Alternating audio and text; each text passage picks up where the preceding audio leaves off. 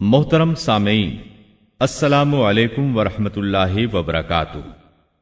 किताब सुन्नत की इशाअत के आलमी इदारे दारुस्सलाम की तरफ से आपकी खिदमत में तख्लीक़ कायनात और तख्लीक़ आदम अलैहिस्सलाम से लेकर ईसा अलैहिस्सलाम तक तमाम अंबिया और कौमों का तज़किरा क़िससुल अंबिया पेश किया जा रहा है। अब हम आपको सुनाते हैं सैयदना अय्यूब अलैहिस्सलाम का किस्सा। अय्यूब अलैहिस्सलाम अंबिया की जमात में से एक हस्ती हैं। अल्लाह ताला ने सब्र के मामले में बतौर खास इनका तज़किरा फरमाया है, लोगों के लिए एक मिसाल और नमूना ठहराया है। आपका नसबनामा यूं है: अय्यूब बिन मौस बिन राज़ेह बिन ईस बिन इसहाक बिन इब्राहिम अलैहिस्सलाम। ये सैयदना इसहाक अलैहिस्सलाम की नस्ल में से हैं। इब्राहिम अलैहिस्सलाम के दो साहिबजादे थे, इस्माइल अलैहिस्सलाम और इसहाक अलैहिस्सलाम। इनके बाद सब के सब अंबियाए किराम इसहाक अलैहिस्सलाम की नस्ल से थे, सिवाय नबी करीम सल्लल्लाहु अलैहि वसल्लम के। आप अकेले सैयदना इस्माइल अलैहिस्सलाम की नस्ल से हैं। इसहाक अलैहिस्सलाम के बेटे हैं याकूब अलैहिस्सलाम। इन्हीं याकूब अलैहिस्सलाम को इसराइल भी कहा जाता है। इसी निस्बत से बनी इसराइल का मतलब है याकूब अलैहिस्सलाम की आल औलाद। याकूब अलैहिस्सलाम के 12 बेटे थे। इनके बेटों को असबात भी कहते हैं। इनका तज़किरा कुरान में भी आता है। अब सवाल ये है कि जिन असबात का तज़किरा कुरान मजीद में अंबियाए किराम अलैहिमुस्सलाम के साथ किया गया है, क्या वो याकूब अलैहिस्सलाम के बेटे थे या उन बेटों की औलाद में से थे? अक्सर उलमाए किराम ने ये इशारा दिया है कि असबात लफ्ज़ से जिन अंबियाए किराम अलैहिमुस्सलाम की तरफ इशारा किया गया है वो याकूब अलैहिस्सलाम के बेटे नहीं हैं, इसलिए कि उन्होंने तो यूसुफ अलैहिस्सलाम के कत्ल की कोशिश की थी, अपने वालिद से झूठ बोला था, ऐसे और भी गलत काम किए थे, तो इन हरकत के करने वाले अंबिया नहीं हो सकते। जबकि असबात से मुराद वो अंबियाए किराम होंगे जो इन बेटों की नस्ल से आए होंगे। बनी इसराइल के 12 कबीले थे और कबीले को सिब्त भी कहते हैं, इसलिए इन्हें असबात भी कहा जाता है, यानी बनी इसराइल इन कबीलों में तकसीम हो गए। इसी तरह सैयदना अय्यूब अलैहिस्सलाम सैयदना इसहाक अलैहिस्सलाम की औलाद में से हुए। सूरह अनाम आयत 84 में अल्लाह फरमाते हैं, وَمِن ذُرِّيَّتِهِ دَاوُودَ وَسُلَيْمَانَ وَأَيُّوبَ وَيُوسُفَ وَمُوسَى وَهَارُونَ، और उसकी औलाद में से दाऊद और सुलेमान और अय्यूब और यूसुफ और मूसा और हारून। तो ये सब के सब सैयदना इब्राहिम अलैहिस्सलाम की नस्ल से थे। अय्यूब अलैहिस्सलाम भी अल्लाह ताला के नबी और रसूल थे। सूरत उन-निसा आयत 163 में अल्लाह ताला फरमाते हैं, इन्ना औहैना इलैका कमा औहैना इला इब्राहीम व इस्माईल व इसहाक व याकूब वल्अस्बात व ईसा व अय्यूब व यूनुस व हारून व सुलैमान व आतैना दाऊद ज़बूरा। यकीनन हमने आपकी तरफ उसी तरह वही की है जैसा कि नूह और उनके बाद वाले नबियों की तरफ की, और हमने वही की इब्राहीम और इस्माइल और इसहाक और याकूब और उनकी औलादों पर, और ईसा और अय्यूब और यूनुस और हारून और सुलेमान की तरफ, और हमने दाऊद को ज़बूर अता फरमाई। अल्लाह ताला ने इन सब अंबियाए किराम अलैहिमुस्सलाम की तरफ वही फरमाई, और अय्यूब अलैहिस्सलाम भी इन रसूलों में से एक हैं। अल्लाह ताला ने आपको आपकी कौम सूरान की तरफ मबूस फरमाया। ये कौम मुल्क शाम में रिहाइश पजीर थी। आप बहुत ज्यादा मालदार थे। अल्लाह ताला ने आपको बहुत ज्यादा नेमतों से नवाजा था। आपके पास बेशुमार मवेशी थे, लातादाद नौकर चाकर थे। अल्लाह ने आपको बहुत सी ज़रई जमीन भी अता फरमाई थी। आप ताजिर भी थे। तिजारत का सिलसिला दूर दूर तक फैला हुआ था। अल्लाह ताला ने आपको कसीर औलाद भी अता फरमाई थी। آپ کے ہاں 7 بیٹے اور 7 بیٹیاں تھیں۔ آپ خود بھی صحت مند اور طاقتور تھے۔ آپ کے اصحاب کی تعداد بھی کافی تھی۔ گویا اللہ تعالیٰ نے آپ کو گوناگون نعمتوں سے نوازا تھا۔ آپ روئے زمین پر نعمتوں سے مالا مال شخص تھے۔ اللہ تعالیٰ نے آپ کو آزمانا چاہا تاکہ بعد میں آنے والے لوگوں کے لیے آپ صبر کی مثال بن جائیں۔ آخر صبر کا مرحلہ شروع ہو گیا۔ آپ کا سب مال و متاع ہلاک ہو گیا، یہاں تک کہ آپ فقیر ہو گئے۔ آپ کی زندگی ہی میں آپ کی ساری اولاد اللہ کو پیاری ہو گئی۔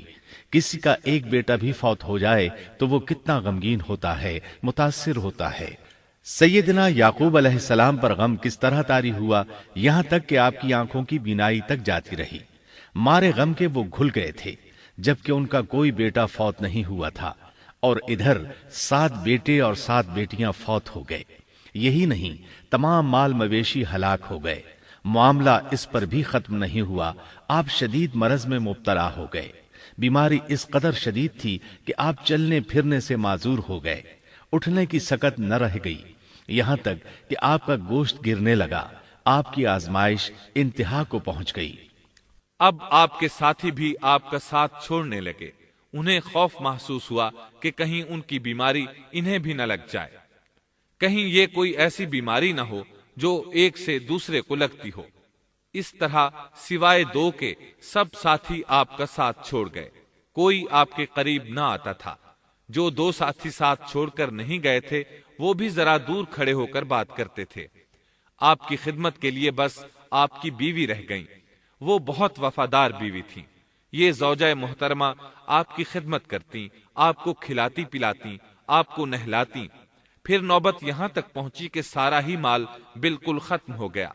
اب بیوی صاحبہ نے اجرت پر لوگوں کے گھروں میں کام کرنا شروع کیا تاکہ کچھ کما کر لائیں اور خاوند پر خرچ کر سکیں۔ یہ تھے اللہ کے نبی ایوب علیہ السلام۔ اتنی بڑی آزمائش میں پورے اترے۔ آزمائش بھی 1-2 ماہ نہیں، پورے 12 برس جاری رہی، اور ایک قول کے مطابق 18 برس جاری رہی۔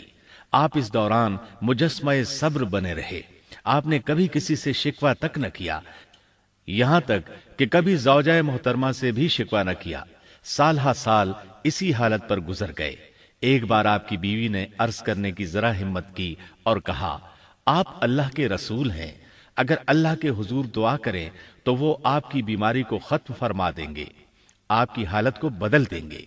بیوی صاحبہ کے یہ کہنے کے باوجود آپ نے بیماری کے ختم ہونے کی دعا نہ کی، نہ یہ کہا یا اللہ مجھے رزق کی فراوانی عطا فرما، بس رضائے الہی پر راضی رہے، تقدیر الہی پر خوش رہے۔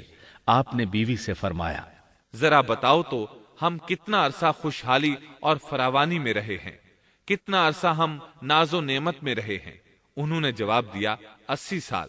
یہ سن کر آپ نے فرمایا، مجھے اللہ تعالیٰ سے دعا کرتے حیا آتی ہے، جتنا عرصہ خوشحالی میں رہا اتنا عرصہ بیماری اور تنگ دستی میں نہیں گزرا، اس لیے میں ابھی یہ دعا نہیں کروں گا کہ وہ مجھے شفا عطا کر دے یا میری اس حالت کو بدل دے، وافر رزق عطا کرے، جب تک مجھ پر 80 سال نہ گزر جائیں۔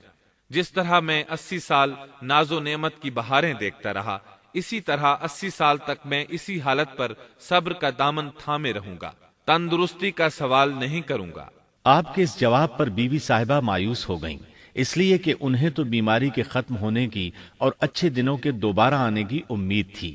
آپ کی بات سن کر وہ بولیں، تب یہ آزمائش کی گھڑی کب ختم ہوگی؟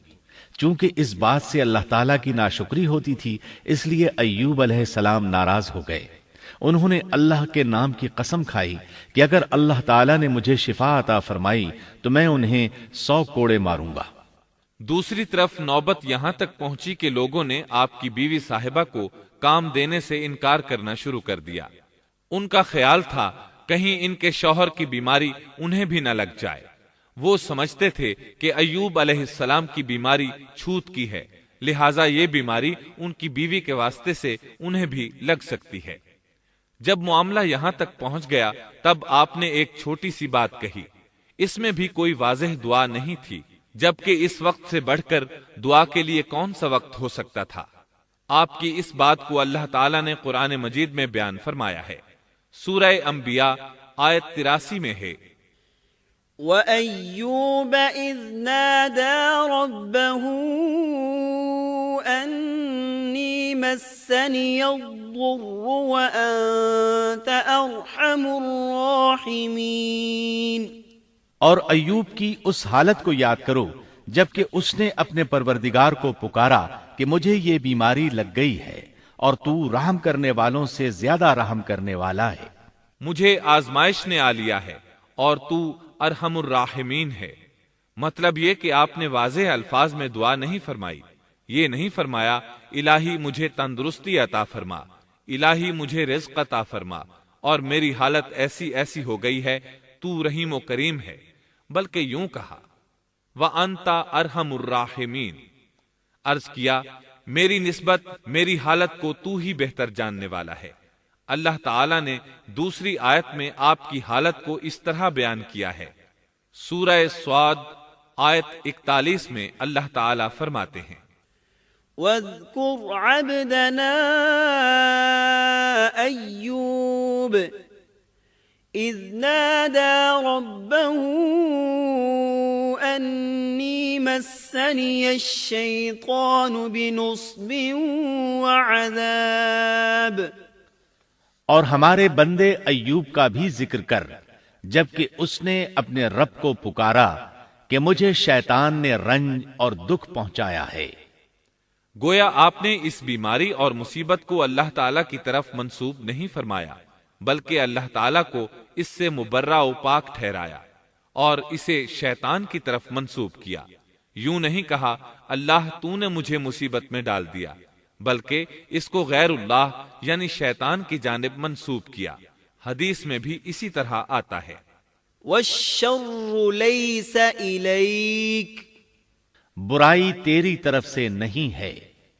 آپ نے اپنی حالت کو بھی ایسے ہی پیش کیا اور یوں عرض کیا أَنِّي مَسَّنِيَ الضُّرُّ وَأَنْتَ أَرْحَمُ الرَّاحِمِينَ۔ اللہ تعالیٰ نے آپ کی التجا کو اسی لمحے شرف قبولیت سے نوازا۔ کتنے ہی موقع ایسے آئے تھے کہ اس سے قبل بھی آپ دعا کر سکتے تھے اور وہ قبول ہو جاتی، لیکن آپ نے صبر کا دامن تھامے رکھا۔ اسی لیے مدتوں سے ضرب المثل چلی آ رہی ہے صبر ایوب۔ جب آپ نے اپنے پروردگار سے اس انداز میں دعا مانگی تو اللہ تعالیٰ نے ان سے آزمائش ختم کر دی۔ اللہ تعالیٰ سورہ صاد آیت 42 میں فرماتے ہیں اركض برجلك هذا مغتسل بارد وشراب۔ اپنا پاؤں مارو، یہ نہانے اور پینے کے لیے ٹھنڈا پانی ہے۔ جب انہوں نے پاؤں زمین پر مارا تو پانی کا چشمہ جاری ہو گیا۔ علماء کرام کہتے ہیں جب انہوں نے اس پانی سے غسل کیا تو جسم کے بیرونی حصے سے بیماری ختم ہو گئی، اور جو ہی پانی پیا جسم کے اندرونی حصے کی بیماری ختم ہو گئی، اور یہ اللہ عز و جل کا عظیم احسان ہے۔ پھر سے بالکل تندرست بن گئے، ان کی صحت و توانائی لوٹ آئی، ایسے صحت مند ہو گئے جیسے پہلے کبھی ہوا کرتے تھے۔ ان کی زوجہ محترمہ باہر سے گھر آئیں تو بالکل نہ پہچان سکیں، ان سے پوچھنے لگیں کیا آپ نے اللہ کے نبی میرے خاوند یعنی مرض میں مبتلا شخص کو دیکھا ہے؟ اللہ کی قسم جب میرے خاوند صحت مند تھے تو بالکل آپ جیسے تھے، میں نے آپ سے بڑھ کر ان سے ملتا جلتا آدمی آج تک نہیں دیکھا۔ اس پر ایوب علیہ السلام بولے کیا تم نے مجھے پہچانا نہیں؟ انہوں نے حیران ہو کر پوچھا آپ کون ہیں؟ تب وہ بولے میں ایوب ہوں۔ وہ بولیں سبحان اللہ، اس کا مطلب ہے بیماری ختم ہو گئی، اللہ تعالیٰ کا احسان ہو گیا۔ اس کے بعد اللہ تعالیٰ نے انہیں اہل و عیال کی نعمتیں بھی لوٹا دیں، ان کے مویشی بھی انہیں واپس مل گئے۔ سیدنا ابن عباس رضی اللہ عنہما فرماتے ہیں اللہ تعالیٰ نے صرف انہیں ہی اپنے فضل و کرم سے نہیں نوازا بلکہ ان کے ساتھ ان کی اہلیہ کو بھی اپنے خاص فضل و کرم سے نوازا، اس لیے کہ انہوں نے بھی اس عظیم آزمائش میں صبر کیا تھا، عظیم صبر کا مظاہرہ کیا تھا۔ اللہ تعالیٰ نے ان کی جوانی کو بھی لوٹا دیا۔ ان سے سیدنا ایوب علیہ السلام کے ہاں 26 بیٹے بیٹیاں پیدا ہوئے۔ یہ روایت بھی ملتی ہے کہ 26 بیٹے ہی بیٹے تھے، بیٹیاں اس کے علاوہ تھیں۔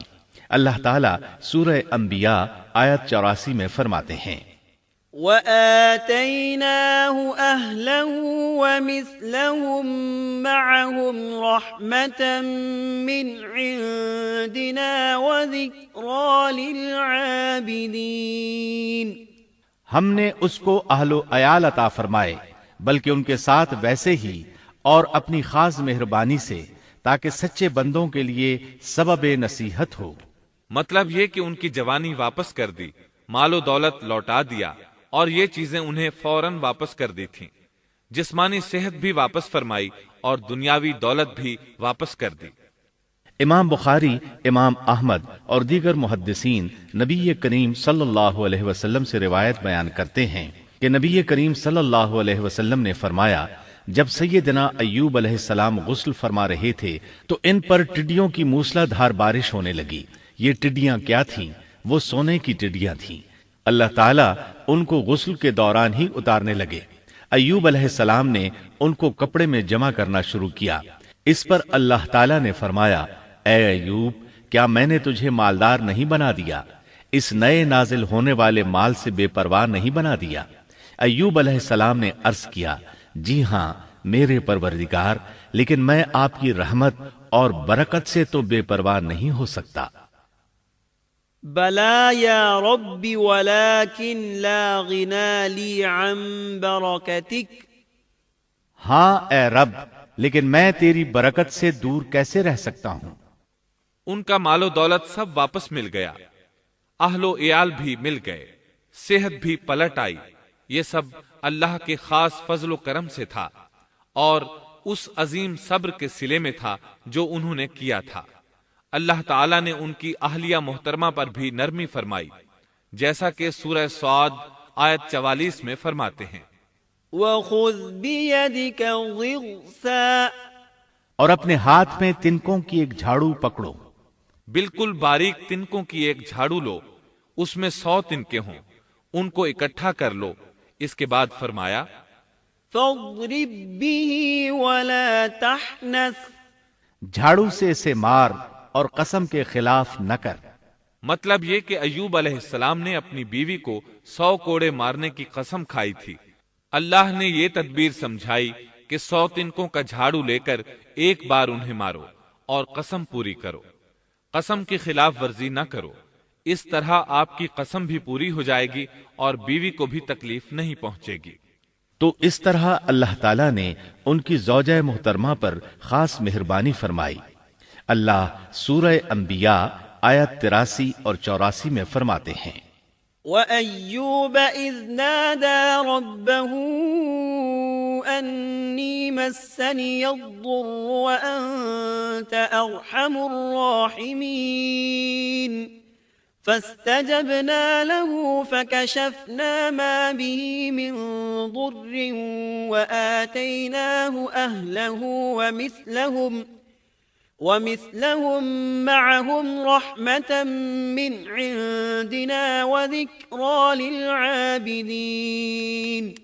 ایوب کی اس حالت کو یاد کرو جبکہ اس نے اپنے پروردگار کو پکارا کہ مجھے یہ بیماری لگ گئی ہے اور تو رحم کرنے والوں سے زیادہ رحم کرنے والا ہے۔ تو ہم نے ان کی سن لی اور جو دکھ انہیں تھا اسے دور کر دیا اور انہیں اہل و عیال عطا کر دیے، بلکہ ان کے ساتھ اپنی مہربانی سے ویسے ہی اور عطا کر دیے تاکہ سچے بندوں کے لیے نصیحت کا سبب ہو۔ اسی طرح اللہ تعالی سورہ صاد آیت 41 تا 44 میں فرماتے ہیں، وَاذْكُرْ عَبْدَنَا أَيُّوبَ إِذْ نَادَى رَبَّهُ أَنِّي مَسَّنِيَ الشَّيْطَانُ بِنُصْبٍ وَعَذَابٍ ارْكُضْ بِرِجْلِكَ هَذَا مُغْتَسَلٌ بَارِدٌ وَشَرَابٌ وَوَهَبْنَا لَهُ أَهْلَهُ وَمِثْلَهُمْ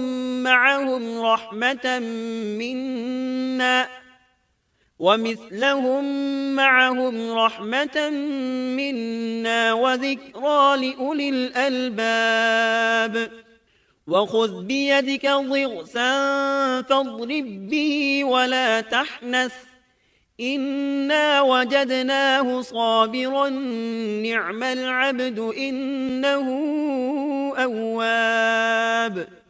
اور ہمارے بندے ایوب کا بھی ذکر کیجئے جب انہوں نے اپنے رب کو پکارا کہ مجھے شیطان نے رنج اور دکھ پہنچایا ہے، اپنا پاؤں مارو، یہ پینے اور نہانے کے لیے ٹھنڈا پانی ہے، اور ہم نے انہیں ان کا پورا کنبہ عطا فرمایا، بلکہ اس کے ساتھ اپنی خاص رحمت سے اور عقل مندوں کی نصیحت کے لیے اتنا ہی اور بھی عطا کر دیا۔ اور اپنے ہاتھ میں تنکوں کی ایک جھاڑو لے کر مار دیں اور قسم کے خلاف نہ کریں، سچ تو یہ ہے کہ ہم نے اسے بڑا صابر بندہ پایا، وہ بہت نیک تھے اور بہت ہی رغبت رکھنے والے تھے۔ یہ ذکر تھا سیدنا ایوب علیہ السلام کا جو اختتام کو پہنچا۔ اب ہم شروع کرتے ہیں یونس علیہ السلام کا قصہ۔ یونس علیہ السلام ایک عظیم اور کریم نبی تھے۔ ان کا قصہ قرآن کریم میں ایک انوکھا قصہ ہے۔ آپ کے والد کا نام متا تھا اور آپ سیدنا ابراہیم علیہ السلام کی نسل سے تھے۔ آپ کا ایک نام ذوالنون بھی ہے، یعنی مچھلی والے۔ النون کا مطلب ہے مچھلی۔ اسی طرح آپ کو صاحب الحوت بھی کہا جاتا ہے۔ اللہ تعالیٰ نے آپ کو ان سب ناموں سے پکارا ہے۔ آپ کو ایک عظیم بستی کی طرف مبعوث کیا گیا۔ اس بستی کا نام نینوا تھا۔ یہ عراق کے شمال میں واقع تھی، موصل کے بالمقابل تھی۔ ان دونوں کے درمیان دریائے دجلہ واقع تھا۔ موصل دریائے دجلہ کے کنارے واقع تھا، جبکہ اس کے بالکل سامنے نینوا کی بستی تھی۔ امام ابن کثیر رحمت اللہ علیہ نے نینوا کے بارے میں اور ان آثار و باقیات کے بارے میں لکھا ہے جو ان کے زمانے میں موجود تھیں۔ وہاں کچھ بت تھے جو اوندھے منہ گرے پڑے تھے۔ اللہ تبارک و تعالی نے یونس علیہ السلام کو نینوا کی طرف رسول بنا کر بھیجا۔ سورۃ الصافات آیت 139 میں ہے، وَإِنَّ يُونُسَ لَمِنَ الْمُرْسَلِينَ، اور بے شک یونس رسولوں میں سے تھے۔ آگے اللہ آیت 147 میں فرماتے ہیں، وَأَرْسَلْنَاهُ إِلَى 100,000 أَوْ يَزِيدُونَ، اور ہم نے اسے 100,000 بلکہ اور زیادہ آدمیوں کی طرف بھیجا۔ یعنی ان کی تعداد 100,000 سے زیادہ تھی۔ رہا یہ سوال کہ لاکھ سے کتنے زیادہ تھے، اکثر علماء کرام نے وضاحت کی ہے کہ وہ 100,000 سے قریباً 20,000 زیادہ تھے۔ اس طرح بستی والوں کی تعداد 1,20,000 تھی، اور یہ سب کے سب کفر پر تھے۔ یونس علیہ السلام انہیں سال ہر سال دعوت دیتے رہے، لیکن وہ اپنے کفر ہی پر ڈٹے رہے۔ پھر انہوں نے سیدنا یونس علیہ السلام پر ظلم و جبر شروع کر دیا، انہیں دھمکیاں دیں، مصائب و آلام سے دوچار کیا۔ مطلب یہ کہ جس طرح دوسرے انبیاء کرام کے ساتھ کیا گیا، ان کے ساتھ بھی وہی سلوک ہوا۔ آخر آپ نے اپنی قوم کو اللہ کے عذاب سے آگاہ کرتے ہوئے اعلان فرما دیا کہ فلاں دن تم پر عذاب آ جائے گا۔ پھر خود غصے کی حالت میں اس بستی سے نکل گئے، جبکہ اللہ تعالیٰ نے انہیں متعین دن کی مہلت دینے کی اجازت تو دی تھی، لیکن اس بستی سے نکل جانے کا حکم نہیں دیا تھا۔ جب آپ نے انہیں یہ مہلت سنائی تو خود غصے کی حالت میں بستی سے نکل گئے۔ سورہ انبیاء آیت 87 میں اللہ تعالیٰ فرماتے ہیں، وَذَا النُّونِ إِذ ذَّهَبَ مُغَاضِبًا فَظَنَّ أَن لَّن نَّقْدِرَ عَلَيْهِ، مچھلی والے کو یاد کرو جبکہ وہ غصے سے چل دیا اور خیال کیا کہ ہم اسے نہ پکڑ سکیں گے۔ اس آیت کی تفسیر میں امام رازی رحمہ اللہ لکھتے ہیں، جس نے یہ گمان کیا کہ اللہ تعالیٰ اسے پکڑنے کی قدرت نہیں رکھتا، وہ آدمی کافر ہے۔ سیدنا امیر معاویہ رضی اللہ عنہ سے روایت ہے، انہوں نے سیدنا ابن عباس رضی اللہ عنہما سے کہا، آج رات قرآن کریم کی چند آیات کے معانی میں الجھ کر رہ گیا ہوں، مجھے کوئی راستہ سجھائی نہیں دے رہا کہ اس الجھن سے کس طرح نکلوں۔ مجھے بس آپ ایسے نظر آتے ہیں جو ان آیات کا مطلب بتا سکتے ہیں، کم از کم میں ان آیات کی تفسیر اور تعبیر نہیں سمجھ سکا۔ ابن عباس رضی اللہ عنہما نے پوچھا، وہ کون سی آیات ہیں؟ سیدنا امیر معاویہ رضی اللہ عنہ کہنے لگے، یونس علیہ السلام کا یہ خیال کرنا کہ اللہ تعالیٰ ان پر قدرت نہیں رکھتے، یہ سن کر سیدنا ابن عباس رضی اللہ عنہما نے فرمایا، اس سے مراد یہ نہیں، یہ لفظ قدر یہاں تنگی کے معنی میں آیا ہے، قدرت اور طاقت رکھنے کے معنی میں نہیں۔ اللہ تعالیٰ نے قدر بمعنی تنگی اور قدر بمعنی قدرت دونوں کا استعمال کیا ہے۔ تنگی کے معنی کی مثال سورۃ الطلاق آیت نمبر 7 میں ہے۔ وَمَن قُدِرَ عَلَيْهِ رِزْقُهُ فَلْيُنْفِقْ مِمَّا آتَاهُ اللَّهُ، اور جس پر اس کے رزق کی تنگی کی گئی ہو اسے چاہیے کہ جو کچھ اللہ تعالیٰ نے اسے دے رکھا ہے اسی میں سے اپنی حیثیت کے مطابق دے۔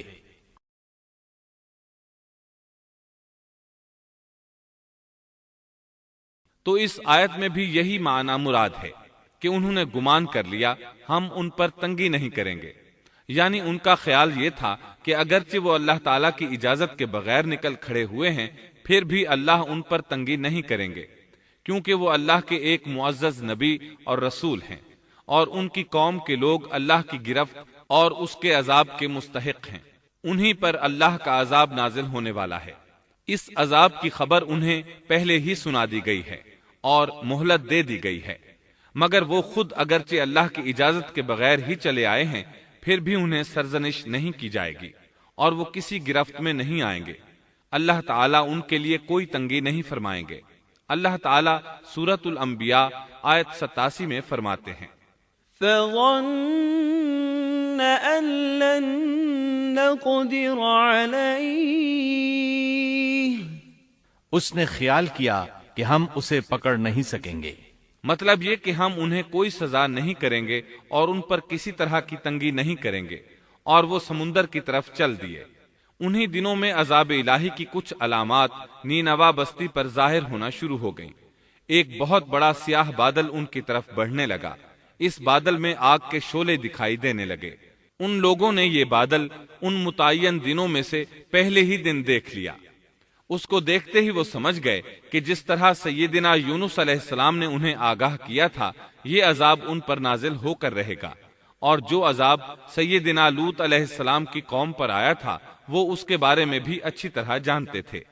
وہ بستی ان کی بستی کے قریب ہی تھی، اس لیے وہ ڈر گئے۔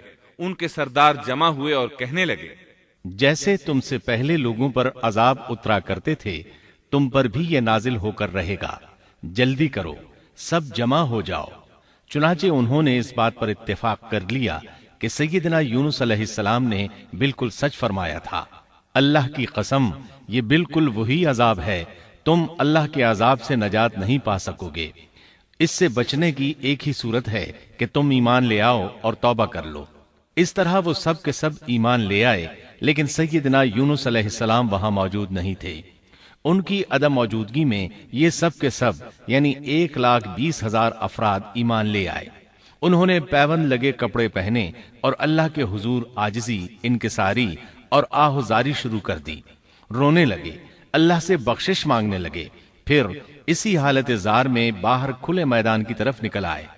ان کے سرداروں نے سب کو الگ الگ کر دیا، یہاں تک کہ ماں اور بیٹے کو بھی جدا کر دیا۔ سب اپنی اپنی جگہ پر یعنی ماں اپنی جگہ پر اور بیٹا اپنی جگہ پر آہوزاری کرنے لگے تاکہ ان پر اللہ تعالیٰ کی رحمت نازل ہو جائے۔ یہ عذاب 3 دن تک ان کے سروں پر منڈلاتا رہا، اور یہ بھی مسلسل آہوزاری کرتے رہے، اپنی عاجزی ظاہر کرتے رہے، معافیاں مانگتے رہے۔ آخرکار اللہ تعالیٰ نے ان پر رحم و کرم فرما دیا اور عذاب کو ان سے پھیر دیا۔ اللہ تعالیٰ سورہ یونس آیت 98 میں فرماتے ہیں، فلولا كانت قرية آمنت فنفعها إيمانها إلا قوم يونس، چنانچہ کوئی بستی ایمان نہ لائی کہ ایمان لانا اس کے لیے فائدہ مند ہوتا سوائے یونس کی قوم کے۔ مطلب یہ کہ سابقہ امتوں میں سے کسی کے بارے میں یہ سننے میں نہیں آیا کہ پوری قوم ایمان لے آئی ہو۔ تمام بستیوں میں ایک بھی بستی ایسی نہیں تھی، بس ایک یونس علیہ السلام کی قوم ایمان لے آئی۔ اللہ تعالیٰ سورہ یونس آیت 98 میں فرماتے ہیں، لما آمنوا كشفنا عنهم عذاب الخزي في الحياة الدنيا ومتعناهم إلى حين۔ جب وہ ایمان لے آئے تو ہم نے رسوائی کے عذاب کو دنیاوی زندگی میں ان پر سے ٹال دیا اور ان کو ایک وقت تک کے لیے زندگی سے فائدہ اٹھانے کا موقع دیا۔ مطلب یہ کہ ہم نے انہیں دنیاوی زندگی کا لطف اٹھانے کا موقع دیا۔ اب اس قوم پر قیامت کے دن تک عذاب نہیں اترے گا۔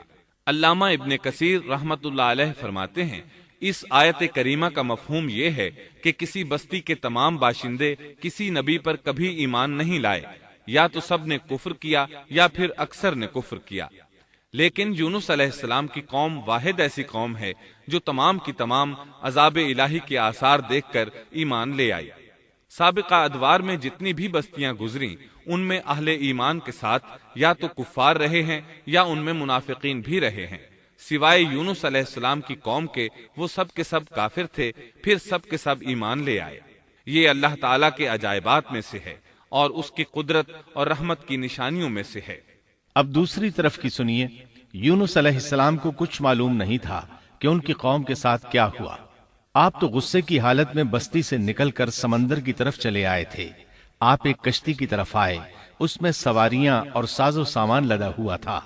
اللہ تعالیٰ سورۃ الصافات آیت 140 میں فرماتے ہیں، اذ ابق الى الفلك المشحون، جب وہ بھاگ کر بھری کشتی پر پہنچے۔ کشتی روانہ ہوئی، موجیں اٹھیں، سمندر میں طغیانی آئی، یوں لگتا تھا کہ بس ابھی غرق ہوئے۔ کہنے لگے بوجھ ہلکا کرو، اپنا ساز و سامان سمندر میں پھینک دو۔ چنانچہ انہوں نے اپنا اپنا ساز و سامان سمندر میں پھینک دیا۔ اس طرح کشتی کچھ ہلکی ہو گئی، لیکن ضرورت کے مطابق ہلکی نہ ہو سکی۔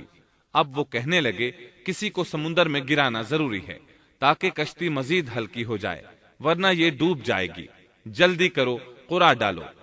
جس کے نام کا قرع نکلتا جائے اسے سمندر میں گراتے جاؤ اور بار بار یہ عمل دہراتے جاؤ یہاں تک کہ کشتی ہلکی ہو جائے۔ چنانچہ قرع ڈالا گیا۔ سب سے پہلے یونس علیہ السلام کا نام نکلا۔ سب کہنے لگے نہیں، یہ تو ایسے نہیں ہیں، ان کے چہرے پر تو سجدوں کے نشانات ہیں، انہیں رہنے دو، پھر قرع ڈالو۔ چنانچہ پھر قرع ڈالا گیا، پھر انہی کا نام نکلا۔ سب نے تعجب کیا۔ تیسری مرتبہ پھر قرع ڈالا گیا، اس بار پھر یونس علیہ السلام ہی کا نام نکلا۔ اللہ تعالیٰ سورۃ الصافات آیت 141 میں فرماتے ہیں، فساهم فكان من المدحضين، پھر قرآن اندازی ہوئی تو یہ مغلوب ہو گئے۔ ہر بار انہی کا نام نکلا۔ آخر کار ان لوگوں نے انہیں پکڑ کر سمندر میں گرا دیا۔ فالتقمه الحوت، تو پھر انہیں مچھلی نے نگل لیا۔ حوت بڑی مچھلی کو کہتے ہیں۔ اللہ تعالیٰ نے حوت کو القاء فرمایا، انہیں کھانا نہیں، نہ ان کے جسم کو کوئی گزند پہنچے۔ یہ اس مچھلی کو اللہ تعالیٰ کے احکامات تھے۔ اللہ تعالیٰ سورۃ الصافات آیت 142 میں فرماتے ہیں، فالتقمه الحوت وهو مليم، تو پھر انہیں مچھلی نے نگل لیا اور وہ خود اپنے آپ کو ملامت کرنے لگے۔ یعنی وہ سمجھ گئے کہ بار بار جو ان کا نام قرآن اندازی میں نکلتا رہا ہے تو وہی مقصود ہیں، چنانچہ خود کو ملامت کرنے لگے، اور یہ ملامت توبہ کی ابتدا ہے کہ انسان خود کو ملامت کرتا ہے۔ اب یونس علیہ السلام مچھلی کے پیٹ میں تھے۔ اللہ کی قدرت، آپ مچھلی کے پیٹ میں 3 دن تک رہے، بعض روایات میں 7 دن اور زیادہ سے زیادہ مدت 40 روز آئی ہے۔ آپ نے مچھلی کے پیٹ میں اللہ تعالیٰ کو پکارا۔ اللہ سورۃ الانبیاء آیت 87 میں فرماتے ہیں، فنادى في الظلمات، آخر کار وہ اندھیروں کے اندر سے پکار اٹھے۔ علماء نے یہاں 3 اندھیروں کا ذکر کیا ہے، مچھلی کے پیٹ کا اندھیرا، سمندر کا اندھیرا اور رات کا اندھیرا۔ گویا ان پر یہ سارے اندھیرے اکٹھے ہو گئے تھے۔ اللہ سورۃ الصافات آیت 143 اور 144 میں فرماتے ہیں فلولا أنه كان من المسبحين للبث في بطنه إلى يوم يبعثون۔ پس اگر یہ پاکی بیان کرنے والوں میں سے نہ ہوتے تو لوگوں کے اٹھائے جانے کے دن تک اس کے پیٹ ہی میں رہتے۔ مطلب یہ کہ اگر آپ اللہ تبارک و تعالی کی تسبیح نہ بیان کرتے تو مچھلی کے پیٹ ہی میں رہتے۔ آپ نے دعا نہیں مانگی بلکہ اللہ عز و جل کی تسبیح بیان کی۔ روایات میں یوں بھی آتا ہے کہ جب مچھلی آپ کو سمندر کی اتھاہ گہرائی میں لے گئی تو آپ وہاں آبی مخلوقات کی تسبیحات کی آوازیں سننے لگے، گویا اللہ تعالی نے انہیں القاء فرمایا کہ آپ بھی تسبیح کریں۔ اللہ سورۃ الانبیاء آیت 87 میں فرماتے ہیں فنادى في الظلمات أن لا إله إلا أنت سبحانك إني كنت من الظالمين۔ بالآخر وہ اندھیروں کے اندر سے پکار اٹھا کہ الہی تیرے سوا کوئی معبود نہیں، تو پاک ہے، بے شک میں ظالموں میں ہو گیا۔ چنانچہ یونس علیہ السلام نے اس تسبیح کے الفاظ کو یوں ادا فرمایا لا إله إلا أنت سبحانك إني كنت من الظالمين۔ امام احمد، امام ترمذی، امام نسائی اور دیگر ائمہ رحمہم اللہ نے یہ حدیث نقل کی ہے کہ یونس علیہ السلام کی وہ دعا جو انہوں نے مچھلی کے پیٹ میں مانگی تھی وہ یہی ہے لا إله إلا أنت سبحانك إني كنت من الظالمين۔ جو بھی مسلمان یہ دعا اپنی کسی حاجت میں مانگے گا اللہ تعالیٰ اس کی دعا ضرور قبول فرمائے گا۔ یہ دعائے مستجاب ہے، مقبول دعاؤں میں سے ہے۔ اسی دعا کے بعد اللہ تعالیٰ نے یونس علیہ السلام کو اس پریشانی سے نجات عطا فرمائی۔ اللہ سورۃ الانبیاء آیت 88 میں فرماتے ہیں فاستجبنا له ونجيناه من الغم وكذلك ننجي المؤمنين۔ تو ہم نے اس کی پکار سن لی اور اسے غم سے نجات دے دی، اور ہم ایمان والوں کو اسی طرح بچا لیا کرتے ہیں۔ ایک صحابی نے نبی کریم صلی اللہ علیہ وسلم سے پوچھا، اے اللہ کے رسول صلی اللہ علیہ وسلم، یونس علیہ السلام نے جو دعا مچھلی کے پیٹ میں مانگی کیا وہ صرف انہی کے لیے تھی یا ان کے بعد اہل ایمان کے لیے بھی ہے؟ تو آپ نے فرمایا یہ دعا یونس علیہ السلام کے لیے خاص تھی اور سب اہل ایمان کے لیے عام ہے۔ کیا تم نے اللہ تعالیٰ کا یہ فرمان نہیں سنا؟ وَكَذَلِكَ نُنْجِي الْمُؤْمِنِينَ۔ اور ہم ایمان والوں کو اسی طرح بچا لیا کرتے ہیں۔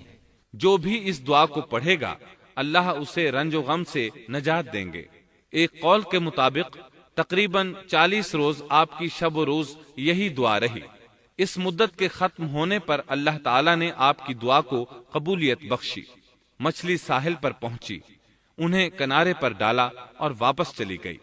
اس بات کو اللہ تعالیٰ نے سورۃ الصافات آیت 145 میں یوں بیان فرمایا ہے فَنَبَذْنَاهُ بِالْعَرَاءِ وَهُوَ سَقِيمٌ۔ پس اسے ہم نے چٹیل میدان میں ڈال دیا اور وہ اس وقت بیمار تھے۔ آپ وہاں اسی طرح لیٹے رہے۔ پھر اللہ کی قدرت سے آپ کے قریب ایک بیلدار درخت اگا، جیسا کہ سورۃ الصافات آیت 146 میں ہے۔ وَأَنبَتْنَا عَلَيْهِ شَجَرَةً مِّن يَقْطِينٍ۔ اور اس پر سایہ کرنے والا ایک بیلدار درخت ہم نے اگا دیا۔ اس کدو کے درخت کے متعلق مورخین کا کہنا ہے کہ اللہ تعالیٰ نے اس درخت کا انتخاب اس لیے فرمایا تھا کہ اس درخت کے پتے چوڑے ہوتے ہیں، ان کے سائے میں انہیں ڈھانپ دیا گیا تاکہ ہوا سے اذیت نہ پہنچے، اس لیے کہ ان کے جسم سے جلد اتر گئی تھی۔ پھر اس درخت سے خوش کن خوشبو بھی آتی تھی، اس خوشبو نے انہیں فرحت بخشی۔ پھر کدو کی خوشبو میں ایک خصوصیت یہ تھی کہ حشرات الارض کو دور رکھتی ہے۔ اللہ تعالیٰ نے انہی خصوصیات کی وجہ سے اس بیلدار درخت کا انتخاب فرمایا تھا تاکہ آپ ہر طرح کی تکلیف سے محفوظ رہیں۔ یہ ہے اللہ کی قدرت، سبحان اللہ۔ اسی طرح مفسرین یہ بھی کہتے ہیں کہ اللہ تعالیٰ نے ان کے پاس ایک پہاڑی بکری بھیج دی، وہ آپ کے قریب آتی اور آپ کے سر کے اوپر اپنی ٹانگیں پھیلائے کھڑی ہو جاتی، اس طرح اس کے تھن آپ کے منہ میں چلے آتے اور آپ ان سے خواہش کے مطابق دودھ پیتے۔ یہ تھا آپ کا کھانا اور پینا۔ رفتہ رفتہ آپ کی حالت بہتر ہو گئی، توانا اور تندرست ہو گئے، پھر آپ اٹھنے کے قابل ہو گئے، اور یہ سب اللہ تعالیٰ کی مہربانی سے ہوا۔ جب آپ کی صحت لوٹ آئی تو اللہ تعالیٰ نے آپ کو پھر آپ کی قوم کی طرف بھیجا، جیسا کہ سورۃ الصافات آیت 148 میں ہے۔ وَأَرْسَلْنَاهُ إِلَى 100,000 أَوْ يَزِيدُونَ فَآمَنُوا فَمَتَّعْنَاهُمْ إِلَى حِينٍ۔ اور ہم نے اسے 1,00,000 بلکہ اور زیادہ آدمیوں کی طرف بھیجا، پس وہ ایمان لے آئے اور ہم نے انہیں ایک زمانے تک عیش و عشرت دی۔ وہ سب کے سب آپ پر ایمان لے آئے تھے۔ اللہ تعالیٰ نے اس قصے کے ذریعے نبی کریم صلی اللہ علیہ وسلم کو اشارہ فرمایا ہے کہ دعوت دیتے ہوئے اکتانا نہیں۔ اللہ سورۃ القلم آیت 48 میں فرماتے ہیں، وَلَا تَكُن كَصَاحِبِ الْحُوتِ، اور مچھلی والے کی طرح نہ ہو جائیے۔ ان لوگوں کو دعوت حق دیتے رہیے۔ دیکھیے وہ سال ہر سال دعوت دیتے رہے لیکن اکتائے نہیں، ان سے مایوس نہیں ہوئے۔ ان کی پوری بستی میں سے ایک بھی ان پر ایمان نہیں لایا تھا، لیکن جب ان سے مایوس ہو گئے تو انہیں اللہ کے عذاب سے آگاہ کر دیا اور منہ پھیر کر چل دیے تو وہ سب کے سب ایمان لے آئے۔ اللہ تعالی سورۃ القصص آیت 56 میں فرماتے ہیں، إنك لا تهدي من أحببت ولكن الله يهدي من يشاء۔ آپ جسے چاہیں ہدایت نہیں دے سکتے، بلکہ اللہ تعالیٰ ہی جسے چاہتا ہے ہدایت دیتا ہے۔ اس قصے میں بہت بڑا سبق ہے کہ کسی بھی حالت میں اللہ کی رحمت سے مایوس نہیں ہونا چاہیے اور نہ ہدایت کے معاملے میں اپنی ذات پر بھروسہ کرنا چاہیے۔ ہدایت تو بس صرف اللہ تعالیٰ ہی کی طرف سے ہے، آپ کے ذمے تو پیغام حق پہنچا دینا ہے۔ اللہ سبحانہ و تعالیٰ کے ذمے ہدایت سے نوازنا ہے۔ اللہ تعالیٰ نے انہیں پاک صاف بنا دیا، انہیں چن لیا۔ اللہ خود ہی سورۃ القلم آیت 50 میں وضاحت فرماتے ہیں، فاجتباه ربه فجعله من الصالحين۔ اسے اس کے رب نے پھر نوازا اور اسے نیک لوگوں میں کر دیا۔ امام مسلم نے ایک حدیث روایت کی ہے کہ نبی کریم صلی اللہ علیہ وسلم نے فرمایا، لا ينبغي لعبد أن يقول أنا خير من يونس بن متى۔ تم میں سے کوئی شخص ہرگز یہ نہ کہے کہ میں یعنی محمد یونس بن متا سے بہتر ہوں، یعنی یوں نہ کہے کہ میں سیدنا یونس علیہ السلام سے افضل ہوں۔ وہ اس طرح کہ وہ تو اپنی قوم کے ایمان لانے سے مایوس ہو گئے تھے اور میں مایوس نہیں ہوں، اس طرح بالکل نہ کہے، کیونکہ بالآخر اللہ تعالیٰ نے آپ کو چن لیا اور برگزیدہ بنا لیا اور صالحین میں داخل کر لیا۔ اس واقعے میں نبی کریم صلی اللہ علیہ وسلم کو جو ہدایت دی گئی ہے اس کا ذکر سورۃ القلم آیت 41 میں آتا ہے، فاصبر لحكم ربك ولا تكن كصاحب الحوت۔ پس تو اپنے رب کے حکم کا صبر سے انتظار کر اور مچھلی والے کی طرح نہ ہو جا۔ مطلب یہ کہ یونس علیہ السلام کی مانند نہ ہو جائیے جو اپنی قوم کے ایمان لانے سے مایوس ہو گئے تھے۔ یقیناً دین کی دعوت اور حق کے پرچار میں یہ بہت عظیم سبق ہے کہ داعی اللہ کو کبھی مایوس نہیں ہونا چاہیے۔ یونس علیہ السلام کا قصہ ختم ہوا اور اب ہم آپ کو سناتے ہیں ذوالکفل علیہ السلام کا قصہ۔ قرآن عزیز میں ذوالکفل علیہ السلام کا ذکر 2 سورتوں یعنی سورۃ الانبیاء اور سورہ صاد میں آیا ہے، لیکن دونوں سورتوں میں صرف نام مذکور ہے، مختصر و مفصل کسی قسم کے حالات کا کوئی تذکرہ نہیں ہے۔ سورۃ الانبیاء آیت 85 اور 86 میں اللہ تعالیٰ فرماتے ہیں وَإِسْمَاعِيلَ وَإِدْرِيسَ وَذَا الْكِفْلِ كُلٌّ مِّنَ الصَّابِرِينَ وَأَدْخَلْنَاهُ فِي رَحْمَتِنَا إِنَّهُم مِّنَ الصَّالِحِينَ۔ اور اسماعیل اور ادریس اور ذوالکفل یہ سب صابر لوگ تھے، ہم نے انہیں اپنی رحمت میں داخل کر لیا، یہ سب لوگ نیک تھے۔ اللہ تعالیٰ سورہ صاد آیت 48 میں فرماتے ہیں وَاذْكُرْ إِسْمَاعِيلَ وَالْيَسَعَ وَذَا الْكِفْلِ وَكُلٌّ مِّنَ الْأَخْيَارِ۔ اسماعیل، یسع اور ذوالکفل کا بھی ذکر کر دیجئے، یہ سب بہترین لوگ تھے۔ ذوالکفل علیہ السلام کے متعلق جس طرح قرآن مجید نے نام کے سوا کچھ ذکر نہیں فرمایا، اسی طرح نبی اکرم صلی اللہ علیہ وسلم سے بھی ان کے متعلق کچھ منقول نہیں ہے، لہٰذا قرآن و حدیث کی روشنی میں اس سے زیادہ کچھ نہیں کہا جا سکتا کہ ذوالکفل علیہ السلام اللہ کے برگزیدہ نبی اور پیغمبر تھے اور کسی قوم کی ہدایت کے لیے مبعوث ہوئے تھے۔ قرآن و سنت میں اس سے زیادہ سکوت ہے۔ باقی رہا سیر و تواریخ میں ان کا ذکر، تو کافی تفتیش و جستجو کے بعد بھی ہمیں اس سلسلے میں ایسی ٹھوس معلومات نہیں مل سکیں جن کے ذریعے سے ذوالکفل علیہ السلام کے حالات و واقعات پر مزید روشنی پڑ سکے۔ چنانچہ تورات بھی خاموش ہے اور اسلامی تاریخ بھی۔ البتہ ابن جریر رحمت اللہ علیہ نے مشہور مفسر تابعی مجاہد رحمت اللہ علیہ سے ان کے متعلق ایک قصہ نقل کیا ہے۔ اسی طرح امام ابن ابی حاتم نے اسی قصے کے قریب قریب کچھ آثار عبداللہ بن عباس اور ابو موسیٰ اشعری رضی اللہ عنہم سے نقل فرمائے ہیں۔ یہ طویل روایات ہیں۔ ان میں ہے کہ ابن عباس اور ابو موسیٰ اشعری رضی اللہ عنہم فرماتے ہیں کہ ذوالکفل نبی نہیں تھے، بلکہ وہ ایک نیک اور صالح آدمی تھے۔ لیکن ایک تو یہ روایات سند کے اعتبار سے ضعیف ہیں، دوسرا یہ کہ ابن عباس اور ابو موسیٰ رضی اللہ عنہم جیسے جلیل القدر صحابہ اور مجاہد رحمت اللہ علیہ جیسے عظیم تابعی سے یہ ناممکن ہے کہ وہ ذوالکفل علیہ السلام کے متعلق یہ فرمائیں کہ وہ نبی نہیں بلکہ ایک نیک مرد تھے۔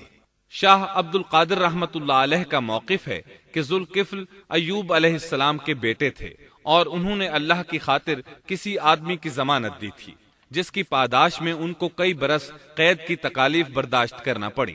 چنانچہ شاہ صاحب اپنی تفسیر موضح القرآن میں لکھتے ہیں کہ ذوالکفل ایوب علیہ السلام کے بیٹے تھے، ایک شخص کے ضامن ہو کر کئی برس قید رہے اور اللہ کی خاطر یہ مشقت سہی۔ موجودہ دور کے بعض مفسرین کا خیال ہے کہ ذوالکفل حزقیل علیہ السلام کا لقب ہے۔ ایک دوسرے مفسر کی عجیب و غریب رائے یہ ہے کہ ذوالکفل گوتم بدھ کا لقب ہے، کیونکہ اس کے دارالسلطنت کا نام کفل تھا، جس کا معرب کفل ہے، اور عربی میں ذو صاحب اور مالک کے لیے آتا ہے، اور صاحب مال کے لیے ذو مال اور مالک شہر کے لیے ذو بلد کے الفاظ کثرت سے استعمال ہوتے ہیں، لہٰذا یہاں بھی کفل کے مالک و بادشاہ کو ذوالکفل کہا گیا ہے۔ اس مفسر نے یہ بھی دعویٰ کیا ہے کہ گوتم بدھ کی اصل تعلیم توحید اور حقیقی اسلام ہی کی تعلیم تھی، مگر اس کی موجودہ صورت دوسرے ادیان کی طرح محرف اور مسخ شدہ ہے۔ لیکن یہ اقوال قیاس و آراء سے زیادہ تاریخی حیثیت سے کوئی وقت نہیں رکھتے۔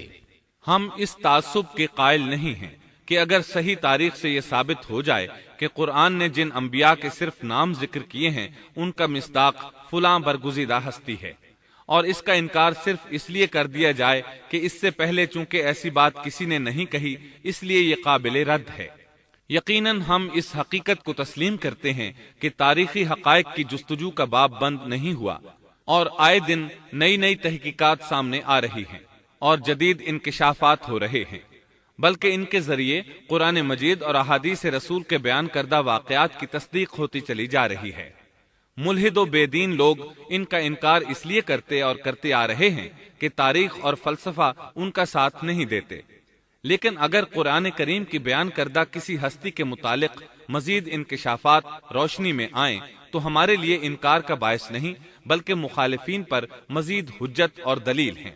لیکن اس حقیقت کے اقرار کے باوجود اس سے یہ بھی لازم نہیں آتا کہ کسی واقعے کے متعلق کوئی شخص اگر محض اپنے وہم و گمان اور قیاس و انداز سے بے دلیل کوئی بات کر دے تو ضرور اس کو مان لیا جائے۔ چنانچہ ذوالکفل علیہ السلام کو گوتم بدھ قرار دینا ابھی تک اس سے زیادہ کوئی حیثیت نہیں رکھتا۔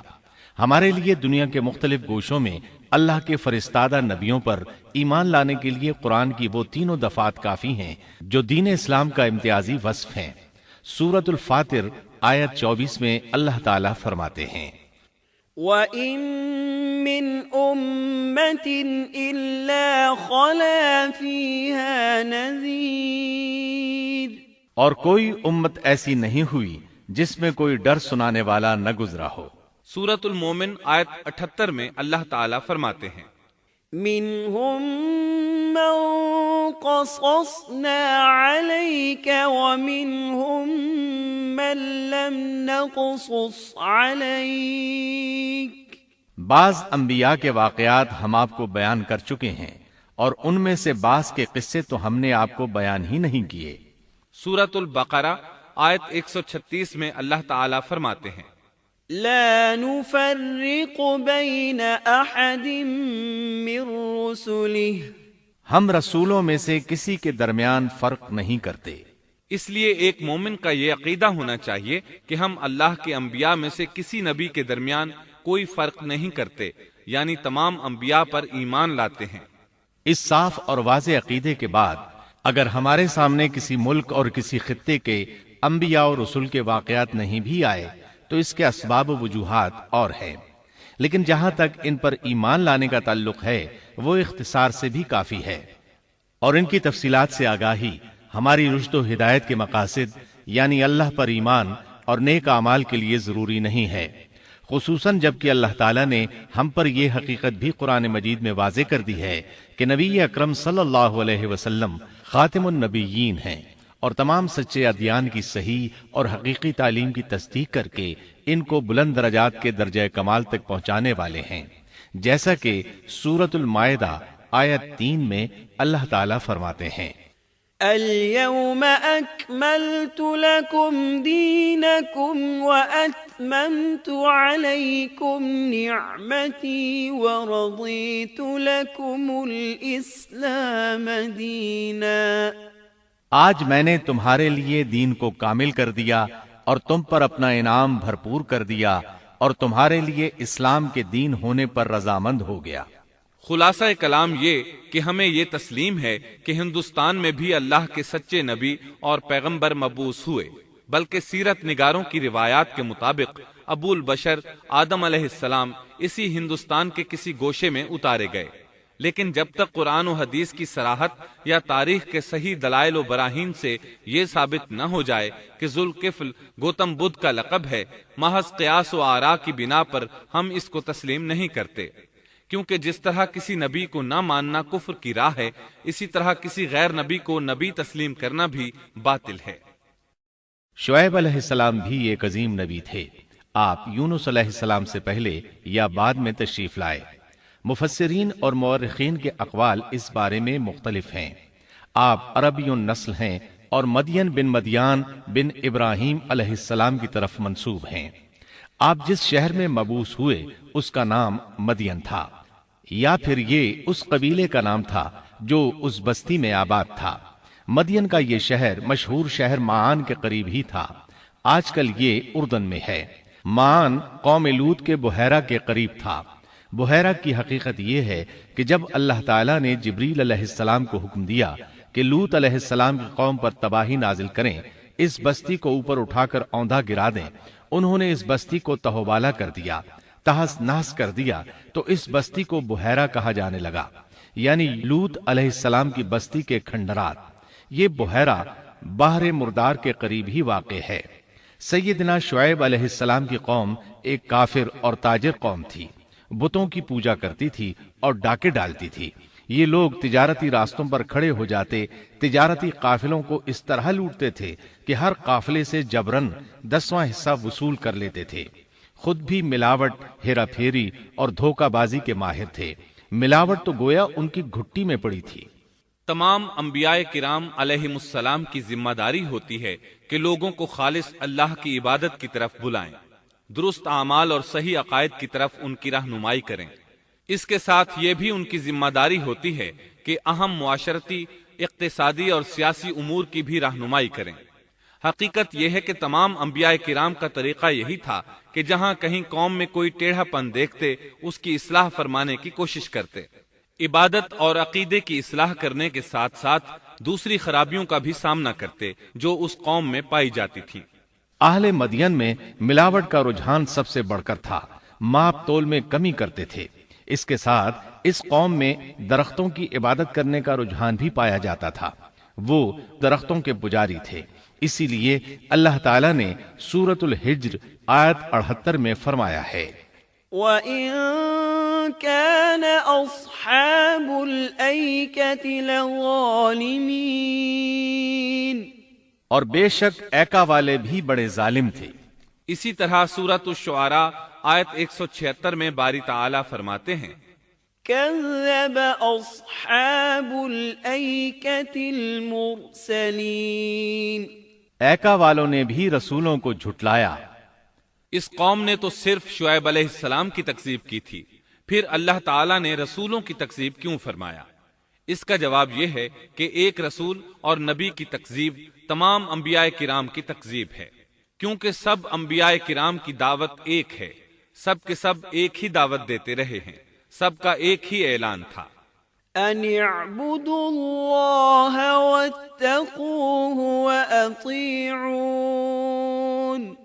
تم اللہ کی عبادت کرو اور اسی سے ڈرو اور میرا کہنا مانو۔ یہ تھی تمام انبیاء کرام کی دعوت۔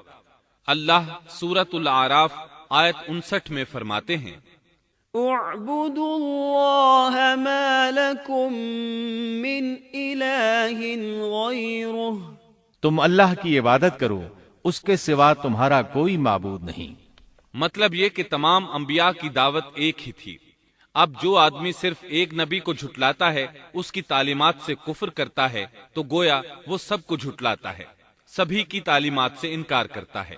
یہی وجہ ہے کہ اللہ تعالیٰ نے فرمایا، ایکا والوں نے رسولوں کو جھٹلایا، باوجود اس کے کہ انہوں نے صرف ایک رسول کو جھٹلایا تھا۔ شعیب علیہ السلام نے قوم کو دعوت دینی شروع کی۔ اللہ تعالیٰ سورہ اعراف آیت 85 میں فرماتے ہیں، وَإِلَى مَدْيَنَ أَخَاهُمْ شُعَيْبًا قَالَ يَا قَوْمِ اعْبُدُوا اللَّهَ مَا لَكُمْ مِنْ إِلَٰهٍ غَيْرُهُ قَدْ جَاءَتْكُمْ بَيِّنَةٌ مِّن رَّبِّكُمْ، اور ہم نے مدین کی طرف ان کے بھائی شعیب کو بھیجا، انہوں نے فرمایا، اے میری قوم، تم اللہ کی عبادت کرو، اس کے سوا تمہارا کوئی معبود نہیں، تمہارے پاس تمہارے پروردگار کی طرف سے واضح دلیل آ چکی ہے۔ سب کے سب انبیاء کرام معجزات کے ساتھ تشریف لائے ہیں۔ اگر معجزات نہ ہوتے تو لوگوں کو کیسے پہچان ہوتی کہ وہ حق پر ہیں؟ معجزات نہ ہوتے تو ہم ایک سچے نبی اور نبوت کے جھوٹے مدعی کے درمیان فرق کیسے کر سکتے تھے؟ نبی برحق تو معجزات لے کر آتا ہے، دنیا میں کوئی نبی ایسا نہیں آیا جو معجزات لے کر نہ آیا ہو۔ معجزے کی تعریف میں علماء لکھتے ہیں، المعجزة أمر خارق للعادة، شيء لا يستطيعه البشر وليس من صنع البشر۔ معجزہ اس خلاف عادت امر کو کہتے ہیں جو انسانوں کی طاقت سے بالا ہو اور اس میں کسی آدمی کا عمل دخل نہ ہو، یعنی جس کو پیش کرنے سے انسان عاجز ہوں۔ عاجز کرنے والی وہی چیز ہوتی ہے جو زمینی قوانین اور ضوابط کے خلاف ہو، مثلا مردوں کا زندہ کرنا، پہاڑوں کو چیر کر اونٹنی کا نکل آنا، لاٹھی کا سانپ بن جانا، چاند کا 2 ٹکڑے ہونا اور دیگر معجزات۔ مختصر یہ کہ جو نبی دنیا میں تشریف لائے کوئی نہ کوئی معجزہ ضرور ساتھ لائے تاکہ لوگ ان کی سچائی پر ایمان لے آئیں۔ اگر کوئی شخص نبوت کا دعویٰ کرے اور ہاتھ کی صفائی سے کوئی شعبدہ دکھائے تو وہ معجزہ نہیں ہے۔ معجزہ ہونے کے لیے چند شرائط ہیں۔ نمبر 1، وہ کام خلاف عادت ہو، قوانین فطرت کو توڑنے والا ہو۔ نمبر 2، اس کام کو اللہ کسی نبی یا رسول کے ہاتھوں پر ظاہر کرے۔ نمبر 3، عورتوں سے ظاہر نہ ہو، اس لیے کہ انبیاء سب کے سب مرد تھے۔ اللہ تعالیٰ سورہ یوسف آیت 109 میں فرماتے ہیں، وما أرسلنا من قبلك إلا رجالا، آپ سے پہلے ہم نے جتنے رسول بھیجے سب مرد ہی تھے۔ نمبر 4، اس معجزے سے وہ دوسروں کو چیلنج بھی کرے کہ مخالفین میں سے کوئی ایسا کر کے دکھائے، چاہے سب مل کر دکھائیں، مطلب یہ کہ وہ معجزہ سب کے لیے چیلنج ہو۔ شعیب علیہ السلام نے بھی اپنے معجزے کے ذریعے اپنی قوم کو چیلنج کیا۔ اللہ تعالیٰ ان کی زبان سے سورہ آراف آیت 85 میں فرماتے ہیں، قد جاءتكم بينة من ربكم، تمہارے پاس تمہارے رب کی طرف سے واضح دلیل آ چکی ہے۔ شعیب علیہ السلام ایسے واضح اور روشن امور ان کے سامنے پیش کرتے ہیں کہ جن پر عمل پیرا ہو کر وہ دنیا و آخرت میں فلاح پا سکتے تھے۔ سورۃ الاعراف آیت 85 میں ہے، فأوفوا الكيل والميزان ولا تبخسوا الناس أشياءهم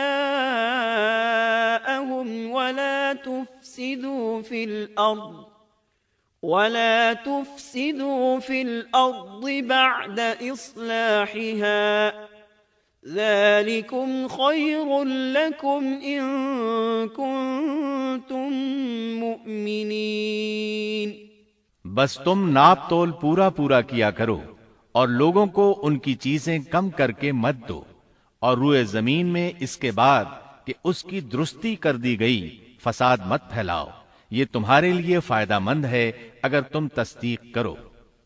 اللہ تعالیٰ سورۃ الاعراف آیت 86 میں فرماتے ہیں، وَلَا تَقْعُدُوا بِكُلِّ صِرَاطٍ تُوعِدُونَ، اور تم سڑکوں پر اس غرض سے مت بیٹھا کرو کہ اللہ پر ایمان لانے والوں کو دھمکیاں دو۔ مطلب یہ کہ تمام تجارتی راستوں میں کٹوتیاں کرنے کے لیے نہ بیٹھا کرو، اگر وہ تمہیں رقوم ادا نہیں کرتے تو تم انہیں دھمکیاں دیتے ہو، جیسا کہ سورۃ الاعراف آیت 86 میں ہے۔ وَلَا تَقْعُدُوا بِكُلِّ صِرَاطٍ تُوعِدُونَ وَتَصُدُّونَ عَن سَبِيلِ اللَّهِ مَنْ آمَنَ بِهِ وَتَبْغُونَهَا عِوَجًا، اور تم سڑکوں پر اس غرض سے نہ بیٹھو کہ اللہ پر ایمان لانے والوں کو دھمکیاں دو اور اللہ کی راہ سے روکو اور اس میں کجی تلاش کرنے میں لگے رہو۔ اللہ تعالیٰ سورۃ الاعراف آیت 86 میں فرماتے ہیں، وَاذْكُرُوا إِذْ كُنتُمْ قَلِيلًا فَكَثَّرَكُمْ، اور اس حالت کو یاد کرو جبکہ تم کم تھے پھر اللہ نے تمہیں زیادہ کر دیا۔ ان کی تعداد بالکل تھوڑی سی تھی، اللہ نے بڑی تیزی سے ان کی تعداد میں اضافہ کر دیا، لیکن جب انہوں نے شعیب علیہ السلام کی بات کو نہ مانا تو ان کا انجام کیا ہوا؟ اللہ تعالیٰ سورۃ الاعراف آیت 86 میں فرماتے ہیں، وَانظُرُوا كَيْفَ كَانَ عَاقِبَةُ الْمُفْسِدِينَ، اور دیکھو کیسا انجام ہوا فساد کرنے والوں کا۔ لوط علیہ السلام کی قوم چونکہ ان کے قریب ہی تھی، اس لیے ان کے انجام سے ڈرایا جا رہا ہے۔ قوم لوط کا واقعہ ان کے ہاں مشہور تھا۔ شعیب علیہ السلام کی دعوت کا تذکرہ سورہ ہود آیت 88 میں ہے کہ شعیب علیہ السلام نے اپنی قوم کو مخاطب کر کے فرمایا، إن أريد إلا الإصلاح ما استطعت، میرا ارادہ تو اپنی طاقت بھر اصلاح کرنے ہی کا ہے۔ دائی حضرات پر صرف اپنی بساط کے مطابق پیغام پہنچا دینا ہوتا ہے۔ لوگوں کو ایمان لانے پر مجبور کرنا انبیاء اور دائی حضرات کے مشن میں شامل نہیں ہے۔ اللہ تعالی سورۃ الغاشیہ آیت 22 میں فرماتے ہیں، لست علیہم بمسیطر، آپ ان پر محاسب نہیں ہیں۔ مطلب یہ کہ آپ انہیں ایمان لانے اور راہ راست پر چلانے کے لیے مجبور نہیں کر سکتے۔ آپ کے ذمے یہی امر ہے کہ آپ ان کی اصلاح کرنے کی کوشش کریں۔ سورہ ہود آیت 88 میں ہے، ان اريد الا الاصلاح ما استطعت وما توفيقي الا بالله عليه توكلت واليه انيب۔ میرا ارادہ تو اپنی طاقت بھر اصلاح کرنے کا ہی ہے، میری توفیق اللہ ہی کی مدد سے ہے، اسی پر میرا بھروسہ ہے اور اسی کی طرف میں رجوع کرتا ہوں۔ جب شعیب علیہ السلام نے انہیں ان باتوں کی طرف دعوت دی تو انہوں نے کفر کیا، آپ کو جھٹلایا، بلکہ یوں کہنے لگے، قالوا يا شعيب أصلاتك تأمرك أن نترك ما يعبد آباؤنا أو أن نفعل في أموالنا ما نشاء۔ انہوں نے جواب دیا کہ اے شعیب، کیا تیری نماز تجھے یہی حکم دیتی ہے کہ ہم اپنے باپ دادوں کے معبودوں کو چھوڑ دیں اور ہم اپنے مالوں میں جو کچھ چاہیں اس کا کرنا بھی چھوڑ دیں؟ آج بھی بعض لوگوں کا یہی حال ہے، وہ سمجھتے ہیں دین کا مطلب ہے مسجدوں کی حد تک عبادت کر لو، سیاسی اور معاشرتی زندگی میں دین کی کوئی ضرورت نہیں سمجھتے، ان معاملات کو دین سے الگ چیز تصور کرتے ہیں، کہتے ہیں بس جی یہ تو دنیا کے مشاغل ہیں۔ یہی حال تھا شعیب علیہ السلام کی قوم کا۔ سورہ ہود آیت 87 کے آخر میں ہے، انک لانت الحلیم الرشید، تو تو بڑا ہی باوقار اور نیک چلن آدمی ہے۔ مطلب یہ کہ انہوں نے مذاق کے انداز میں ان سے کہا، تو تو بڑا عقل مند ہے، کیوں ناراض ہوتا ہے؟ سیدنا ابن عباس رضی اللہ عنہما سے روایت ہے کہ وہ یہ بات ان سے مذاق کے انداز میں کہتے تھے، ان کی تعریف نہیں کرتے تھے۔ پھر شعیب علیہ السلام نے ان الفاظ میں سمجھایا، وَيَا قَوْمِ لَا يَجْرِمَنَّكُمْ شِقَاقِي أَن يُصِيبَكُم مِّثْلُ مَا أَصَابَ قَوْمَ نُوحٍ أَوْ قَوْمَ هُودٍ أَوْ قَوْمَ صَالِحٍ وَمَا قَوْمُ لُوطٍ مِّنكُم بِبَعِيدٍ۔ اور اے میری قوم، میرے خلاف ضد تمہارے لیے اس بات کا باعث نہ ہو جائے کہ تمہیں بھی ویسا ہی معاملہ پیش آ جائے جیسا قوم نوح یا قوم ہود یا قوم صالح کو پیش آ چکا ہے، اور قوم لوط تو تم سے کچھ دور نہیں۔ مطلب یہ تھا کہ قوم لوط تو تمہارے بالکل نزدیک تھی، ان پر آنے والے عذاب سے تو تم خود اچھی طرح خبردار ہو، جانتے ہو ان کے ساتھ کیا سلوک ہو چکا ہے۔ پھر آپ نے فرمایا، وَاسْتَغْفِرُوا رَبَّكُمْ ثُمَّ تُوبُوا إِلَيْهِ إِنَّ رَبِّي رَحِيمٌ وَدُودٌ۔ تم اپنے رب سے استغفار کرو اور اس کی طرف توجہ کرو، یقین مانو کہ میرا رب بڑی مہربانی والا اور بہت محبت کرنے والا ہے۔ جب وہ اپنی ضد پر اڑے رہے تو شعیب علیہ السلام نے یوں فرمایا، تو ذرا ٹھہر جاؤ یہاں تک کہ ہمارے درمیان اللہ فیصلہ کیے دیتا ہے، اور وہ سب فیصلہ کرنے والوں سے بہتر ہے۔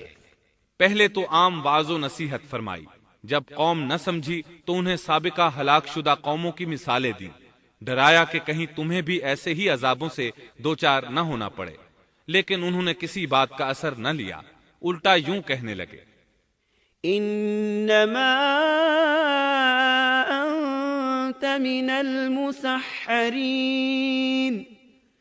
ما انت الا بشر مثلنا وان نظنك لمن الكاذبین۔ فأسقط علينا كسفا من السماء إن كنت من الصادقين۔ تو ان میں سے ہے جن پر جادو کر دیا جاتا ہے، اور تو ہم ہی جیسا ایک انسان ہے، اور ہم تو تجھے جھوٹ بولنے والوں میں سے ہی خیال کرتے ہیں۔ اگر تو سچے لوگوں میں سے ہے تو ہم پر آسمان کا کوئی ٹکڑا گرا دے۔ مطلب یہ کہ آخرکار یہ لوگ پہلے لوگوں یعنی عاد اور سمود کے نقش قدم پر چلنے لگے۔ ان کے انبیاء انہیں حق کی طرف بلاتے رہے، وہ انکار کرتے رہے، آخر ان پر اللہ کے عذاب اترے۔ ایسے ہی یہ لوگ بھی شعیب علیہ السلام کو دھمکیاں دینے لگے، ان کے مقابلے پر اتر آئے۔ سورۃ الاعراف آیت 88 میں ہے کہ شعیب علیہ السلام کی قوم کے کافر سرداروں نے ان سے کہا، قال الملأ الذين استكبروا من قومه لنخرجنك يا شعيب والذين آمنوا معك من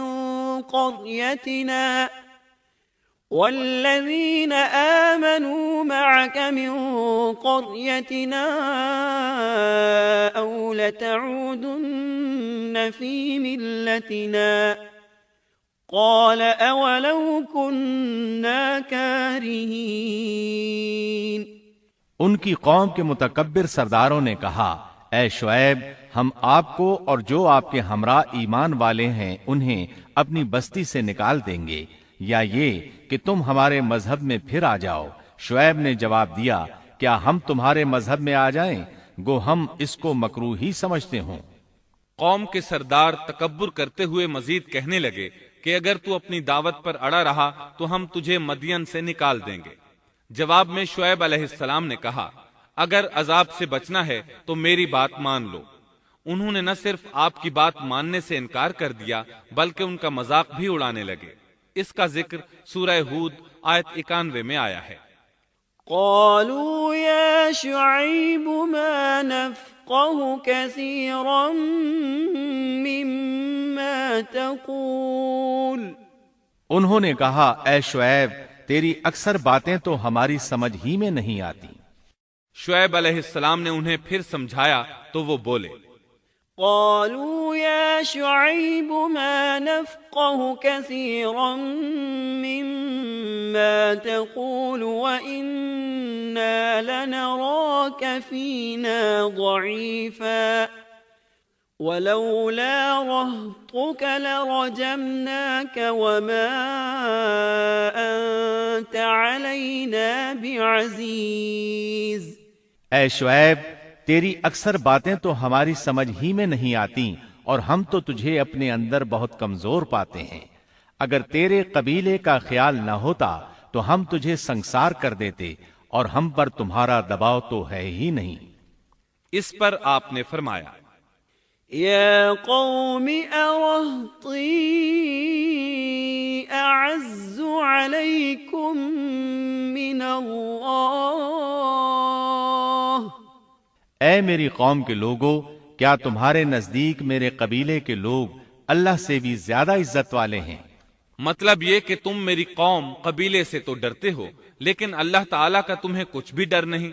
اس موقع پر انہوں نے اپنی قوم کو یوں خبردار کیا، وَيَا قَوْمِ اعْمَلُوا عَلَى مَكَانَتِكُمْ إِنِّي عَامِلٌ سَوْفَ تَعْلَمُونَ مَن يَأْتِيهِ عَذَابٌ يُخْزِيهِ وَمَنْ هُوَ كَاذِبٌ وَارْتَقِبُوا إِنِّي مَعَكُمْ رَقِيبٌ۔ اے میری قوم، اب تم اپنی جگہ عمل کیے جاؤ، میں بھی عمل کر رہا ہوں۔ بہت جلد تمہیں معلوم ہو جائے گا کہ کس کے پاس وہ عذاب آتا ہے جو اسے رسوا کر دے، اور کون ہے جو جھوٹا ہے۔ تم بھی انتظار کرو، میں بھی تمہارے ساتھ انتظار کرتا ہوں۔ پھر آپ نے دعا فرمائی، اے اللہ، میرے اور میری قوم کے درمیان فیصلہ کر دے۔ ادھر قوم کے لوگ انہیں بستی سے نکالنے اور سنگسار کرنے کی دھمکیاں دینے لگے۔ آپ کی دعا کے الفاظ سورہ اعراف آیت 99 میں آئے ہیں۔ ربنا افتح بيننا وبين قومنا بالحق وأنت خير الفاتحين۔ اے ہمارے پروردگار، ہمارے اور ہماری قوم کے درمیان حق کے موافق فیصلہ کر دے، اور تو سب سے اچھا فیصلہ کرنے والا ہے۔ آخر کار فیصلے کی گھڑی آ پہنچی۔ اللہ تعالیٰ نے سیدنا شعیب علیہ السلام اور ان پر ایمان لانے والوں کو نجات عطا فرمائی، اور ان کی قوم پر عجیب و غریب عذاب نازل ہونا شروع ہوا، اور عذاب صرف ایک ہی قسم کا نہیں تھا، کئی نوعیتوں اور شکلوں میں آیا۔ اللہ سبحانہ و تعالی ہمیں اپنی قدرت کی نشانیاں دکھاتے ہیں کہ قوم عاد کس طرح تند و تیز ہواؤں سے تباہ کی گئی، جبکہ شعیب علیہ السلام کی قوم کو اس کے بالکل برعکس عذاب دیا گیا۔ اللہ تعالیٰ نے ہوا کو روک لیا، حالت ایسی ہو گئی کہ ہوا بالکل نہ چلی، گرمی اور حرارت تیز ہو گئی۔ پھر اللہ تعالیٰ نے بستی سے باہر ایک بادل بھیجا، اس کے نیچے سایہ تھا، بچے، بوڑھے، جوان اور عورتیں سبھی اس سائے میں جگہ پانے کے لیے بھاگے تاکہ گرمی سے بچ سکیں۔ آخر بادل کے نیچے پہنچ کر بیٹھ گئے۔ جو ہی سب وہاں پہنچ کر بیٹھے، ان کے نیچے کی زمین ہلنے لگی، ہچکولے کھانے لگی، یہاں تک کہ زلزلہ شروع ہو گیا، سب گھٹنوں کے بل گرتے چلے گئے۔ اسی وقت جبریل علیہ السلام تشریف لائے اور ایسی زوردار چیخ ماری کہ اس چیخ کی شدت کی تاب نہ لاتے ہوئے سب کے سب وہیں ڈھیر ہو گئے۔ اللہ تعالیٰ سورۃ الشعراء آیت 189 میں فرماتے ہیں، فَأَخَذَهُمْ عَذَابُ يَوْمِ الظُّلَّةِ، پس انہیں سائبان والے دن کے عذاب نے پکڑ لیا۔ جب انہوں نے سائے اور ہوا کو گم پایا تو بادل کو دیکھتے ہی اس کے سائے کی طرف لپکے، لیکن اس میں تو عذاب تھا، اور انہوں نے یہی تو کہا تھا، فَأَسْقِطْ عَلَيْنَا كِسَفًا مِّنَ السَّمَاءِ إِن كُنتَ مِنَ الصَّادِقِينَ۔ اگر تم سچے لوگوں میں سے ہو تو ہم پر آسمان کا کوئی ٹکڑا گرا دو۔ بس اللہ تعالیٰ نے آسمان سے ایسا ہی عذاب بھیج دیا۔ اللہ سورہ آراف آیت 91 میں فرماتے ہیں، فَأَخَذَتْهُمُ الرَّجْفَةُ فَأَصْبَحُوا فِي دَارِهِمْ جَاثِمِينَ۔ پس انہیں زلزلے نے آ پکڑا، سو وہ اوندھے کے اوندھے پڑے رہ گئے۔ اللہ تعالیٰ مزید فرماتے ہیں، سورہ ہود آیت 94 تا 95 میں ہے، وَلَمَّا جَاءَ أَمْرُنَا نَجَّيْنَا شُعَيْبًا وَالَّذِينَ آمَنُوا مَعَهُ بِرَحْمَةٍ مِّنَّا وَأَخَذَتِ الَّذِينَ ظَلَمُوا الصَّيْحَةُ فَأَصْبَحُوا فِي دِيَارِهِمْ جَاثِمِينَ كَأَن لَّمْ يَغْنَوْا فِيهَا أَلَا بُعْدًا لِّمَدْيَنَ كَمَا بَعِدَتْ ثَمُودُ۔ جب ہمارا عذاب آ پہنچا، ہم نے شعیب کو اور ان کے ساتھ تمام مسلمانوں کو اپنی خاص رحمت سے نجات بخشی، اور ظالموں کو سخت چنگھاڑ نے آ پکڑا جس سے وہ اپنے گھروں میں اوندھے پڑے رہ گئے، گویا کہ وہ ان گھروں میں کبھی بسے ہی نہ تھے۔ آگاہ رہو، مدین والوں کے لیے بھی ویسی ہی پھٹکار ہے جیسی پھٹکار سمود پر پڑی۔ شعیب علیہ السلام اور ان پر ایمان لانے والے ان لوگوں سے دور کھڑے تھے، وہ ان کی طرف حسرت بھری نگاہوں سے دیکھ رہے تھے۔ سورہ آراف آیت 93 میں ارشاد ربانی ہے، فَتَوَلَّى عَنْهُمْ وَقَالَ يَا قَوْمِ لَقَدْ أَبْلَغْتُكُمْ رِسَالَاتِ رَبِّي وَنَصَحْتُ لَكُمْ فَكَيْفَ آسَى عَلَى قَوْمٍ كَافِرِينَ۔ اس وقت شعیب ان سے منہ موڑ کر چلے اور فرمانے لگے، اے میری قوم، میں نے تمہیں اپنے پروردگار کے احکام پہنچا دیے اور میں نے تمہاری خیر خواہی کی، پھر میں ان کافر لوگوں پر کیوں رنج کروں؟ اس کے بعد وہ دوبارہ مدین کی طرف لوٹ آئے، کیونکہ مدین شہر تو باقی رہ گیا تھا، صرف اہل مدین ہی تباہ ہوئے تھے۔ بعد میں لوگ آہستہ آہستہ مدین میں آ کر آباد ہونے لگے۔ مدین شہر پھر سے آباد ہو گیا، اس کی رونقیں لوٹ آئیں۔ اب مدین کے اکثر باشندے مسلمان تھے، وہ مسلمان جو شعیب علیہ السلام کے ساتھ تھے۔ وہ اور دوسرے علاقوں سے آنے والے کفار اب اس شہر کے باشندے تھے، اور یہی وہ مدین شہر تھا جس میں سیدنا موسیٰ علیہ السلام تشریف لائے تھے۔ شعیب علیہ السلام کا قصہ اپنے اختتام کو پہنچا۔ اب ہم آپ کو اصحاب القریہ کا قصہ سنائیں گے۔ اصحاب القریہ کا قصہ اللہ تعالیٰ نے سورہ یاسین میں بیان فرمایا ہے۔ اللہ تعالیٰ اس سورہ کی آیت 13 میں فرماتے ہیں، واضرب لهم مثلا أصحاب القرية إذ جاءها المرسلون۔ اور آپ ان کے سامنے ایک مثال یعنی ایک بستی والوں کا قصہ بیان کیجئے جبکہ اس بستی میں کئی رسول آئے۔ اکثر مفسرین کے قول کے مطابق یہ بستی انطاکیہ ہے۔ یہ ملک شام کے شمال میں ترکی کے قریب واقع ہے۔ اس بستی میں اللہ تعالیٰ کے رسول تشریف لائے، جیسا کہ سورہ یاسین آیت 14 میں ہے۔ اذ ارسلنا الیہم اثنین، جب ہم نے ان کے پاس 2 رسولوں کو بھیجا۔ ایک ہی وقت میں 2 نبی دونوں دعوت پیش کرتے ہیں، لیکن ہوا کیا؟